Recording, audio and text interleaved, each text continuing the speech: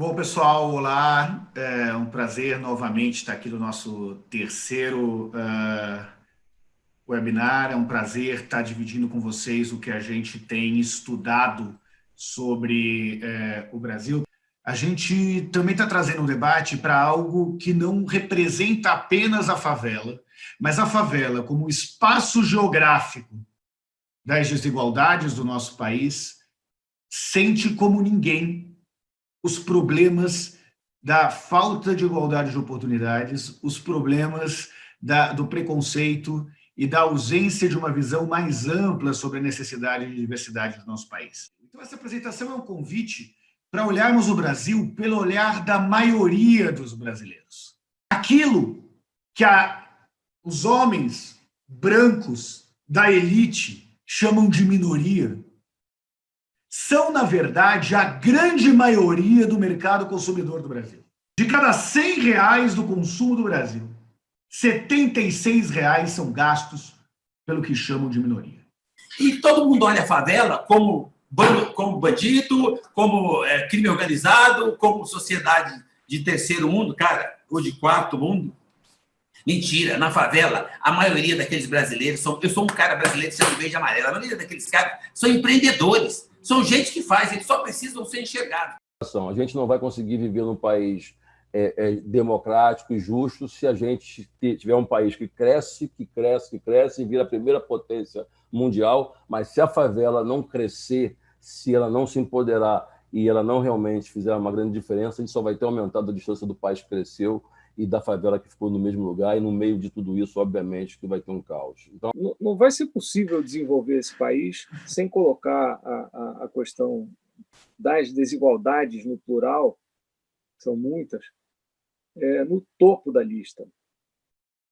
A pandemia iluminou nossas desigualdades. A desigualdade do mais rico com o mais pobre, a desigualdade de educação, a desigualdade digital do moleque não poder estudar em casa, da professora ter que imprimir embaixo do braço e sair distribuindo, montar grupo de WhatsApp para conseguir educar, continuar dando aula. Então, assim, as desigualdades se iluminaram de maneira exponencial. A diferença que se tem com relação à liberação de crédito mediante uma instituição bancária, ela passa pelo gênero e passa também pela cor da pele.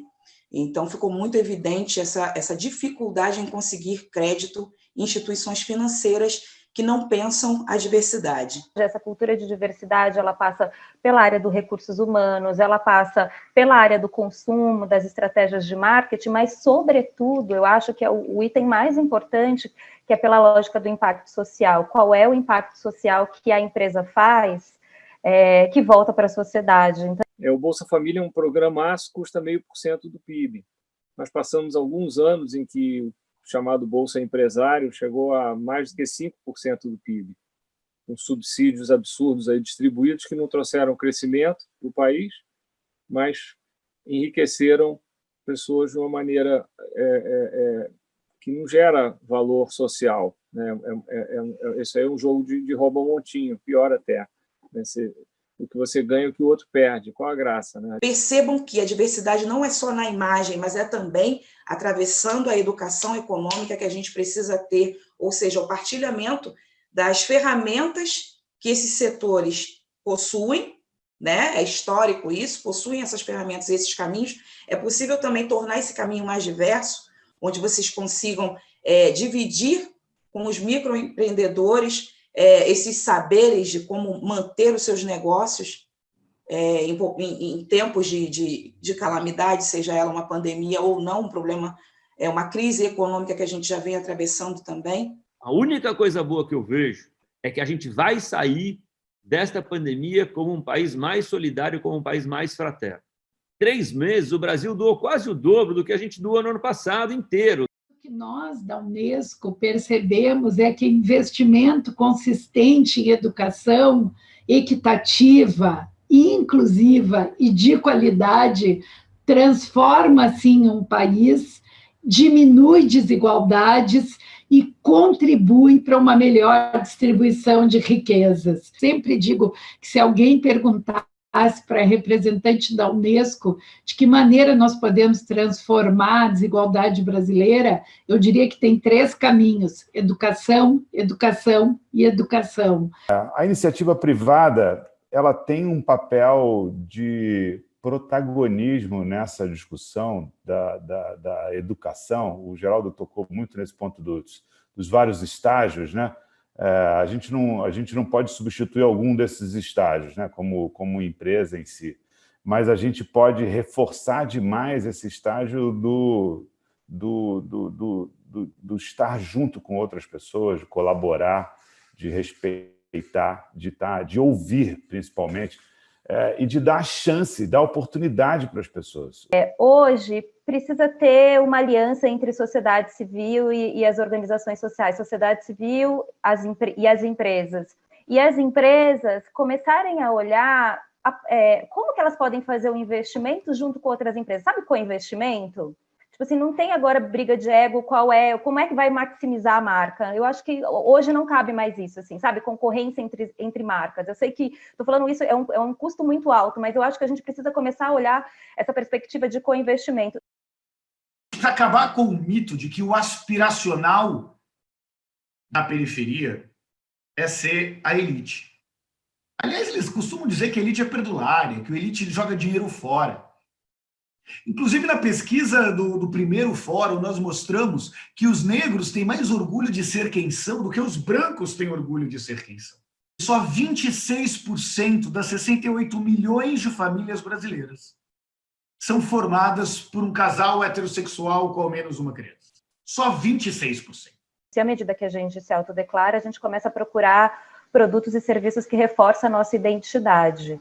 Quando boa parte das empresas multinacionais que operam no Brasil começa a olhar que esse percentual está crescendo, começa a se questionar se a campanha de comunicação reflete essa diversidade e se os produtos que estão sendo ofertados refletem essa diversidade. Aí acontece um outro movimento que ele é sistêmico, que é, bom, hoje talvez não, a gente vai ter que incluir pessoas negras como colaboradores no nosso time de colaboradores para ajudar a entender quem são essas pessoas e desenvolver produtos. E aí começa um outro movimento que é, assim, onde estão essas pessoas? Como é que a gente traz essas pessoas? Em que áreas elas estão? E começa a criar um ecossistema de consultorias ligado ao contexto de diversidade. Você, na hora que você decide tomar a decisão, tomar o que você vai vestir no dia, de alguma maneira você está mantendo a sua expressão individual.